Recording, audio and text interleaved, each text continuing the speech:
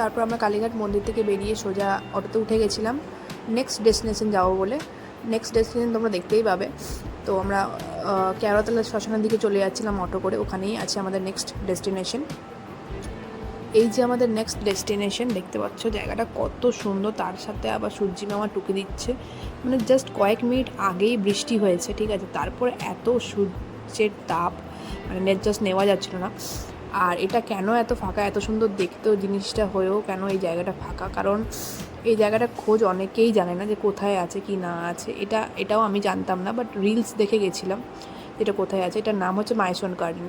গার্ডেনটা খুবই সুন্দর, দেখো ছোট্ট একটা ব্রিজের মতো করেছে, আমার জিনিসটা খুব পছন্দ হয়েছে, তাই আমি এটা ক্লিপে নিয়েছিলাম।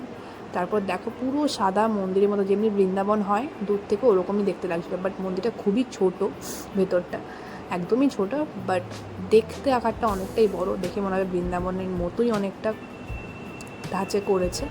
কিসের মন্দির প্রথমে জানা ছিল না, কেন কোনো না ছিল কোনো পুরোহিত, না ছিল কোনো পান্ডা, না ছিল ইভেন কোনো ট্যুরিস্ট দেখার জন্য, কোনো পুরো ফাঁকা ছিল, একদম ফ্রি অফ কস্টে ঢোকা, একদম ফাঁকা, কোনো টাকা লাগে না, কিচ্ছু লাগে না। এই যে এরকম কাজ। তারপর আমি সোজা মন্দিরে উঠে গেলাম। এই যে এইটুকুই মন্দিরটা, আর কিন্তু কোনো কিছু নেই জায়গা ঢোকার মতো। আর ঠিক এখানে ভেতরে আছে, আমি প্রথমে বুঝতে পারিনি কী ঠাকুর, তারপরে জুম করতে গিয়ে দেখতে পেলাম যে এটা রাধাকৃষ্ণ, এটা রাধাকৃষ্ণের মন্দির। আর গেট বন্ধ ছিল, আমি জানি না এটা কখন পুজো হয় কি না হয়, আমার ঠিক টাইম জানা নেই। আমি হঠাৎ রিলসে দেখে আমি এই জায়গাটা গেছিলাম। যারা কলকাতায় থাকো তারা এই জায়গাটা ঘুরে আসতে পারো, আর যারা কালীঘাটে তারা থাকে তারা তো জানবেই যে এই জায়গাটা কোথায়, আশা করি তো জানবে।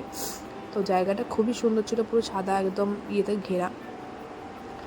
আর সচরাচর মন্দির খুব সাদা, মানে আমাদের ওয়েস্ট বেঙ্গলে খুব কমই দেখা যায়, দেখতে পেলে খুবই ভালো লাগে বেশ। আর পাশে ঠিক ছিল শিব মন্দির, দেখো এই মন্দিরটাতে শিব বাবা রয়েছেন। এখানেও কখন পুজো হয় জানি না, এখানে গেট বন্ধ ছিল, এই যে গেটটা বন্ধ ছিল তার জন্য আমরা ঢুকতে পারিনি। দূর থেকে শিব বাবাকে আমি ভিডিওতে নিয়েছি। অল ওভার মন্দিরটা দেখো, বাইরে থেকে দেখাচ্ছি, খুব সুন্দর দেখতে। এই যে এই হচ্ছে পুরো ভিউটা সামনে থেকে, ওপরে সূর্যি মামা টুপি দিচ্ছে, আর পেছনে মন্দির আছে। এই যে দক্ষিণেশ্বরের মন্দির যে ধাঁচটা করেছে, এটা কোথা থেকে ঢোকা যায় জানি না। আর লাস্টে বেরিয়ে আমরা চা খেয়ে শেষ করি।